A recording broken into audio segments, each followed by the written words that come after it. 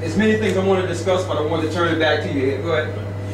Well, that is wonderful stuff and really important words. Now, but we didn't get your name yet.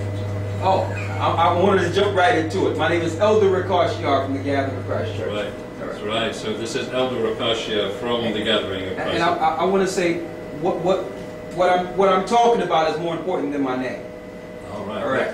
But as they say around here, you can call us anything, but don't call us late for iftar.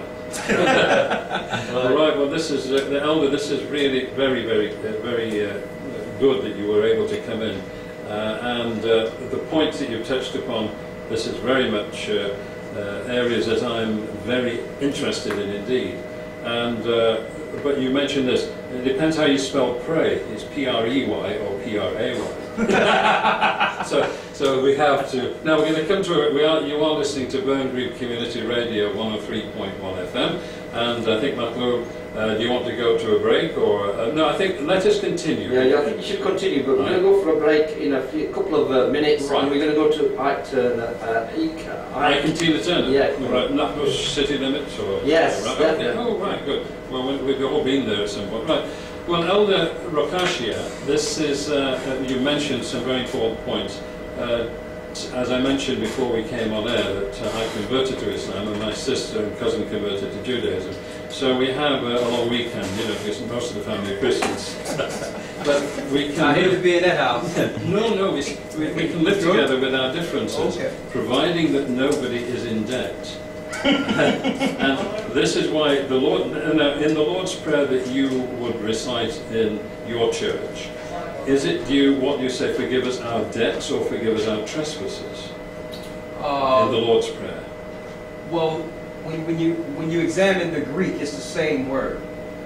Trespasses? Trespasses and debt breaks down in Greek to the same word. Ooh. Well, in Scotland they actually translate it as forgive us our debts. So, okay. So that the point being that unless you do forgive debt, then you are preying on each other in the P-R-E-Y. Absolutely. And Thomas Jefferson, when he said the modern theory, remember this is 1816, he was writing to Kirschville, one of his friends, he said the modern theory for the perpetuation of debt has drenched the earth with blood and crushed its inhabitants under burdens ever accumulating. Lincoln, all of them understood that the debt, and now in the Bible, well, pre-biblical time, then the year of Jubilee, the 7th year, debt was cancelled. But before the Bible, we go back to Sumeria, in Lagash, debt was cancelled automatically in the 7th year, otherwise slavery, prostitution, alcoholism, all the things that the destruction of society comes from usury, interest, and debt. And this is the bit that we've been seduced away from actually talking about. We've made it into semantics like trespasses. No, it's the debt that is the killer.